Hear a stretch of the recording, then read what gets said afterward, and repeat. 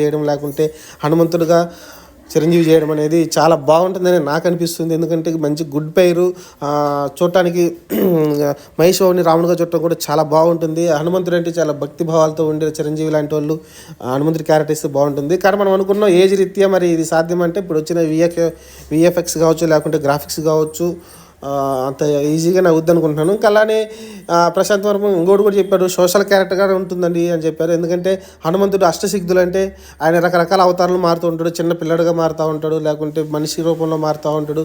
ఆయనకి ఆ శక్తులు ఉన్నాయి కాబట్టి చిరంజీవిలానే కనిపిస్తాడు మ్యాక్సిమం అనేది ఆయన చెప్పడం చూసాం ప్రశాంత్ వర్మ. అంటే హనుమంతుడు అంటే ఆ రూపం మనం ఏదైతే మన దేవుడిగా చూస్తున్నామో ఆ రూపం కాకుండా మనిషి రూపంలో కూడా ఉంటాడని అయితే ఆయన చెప్పడం చూసాం.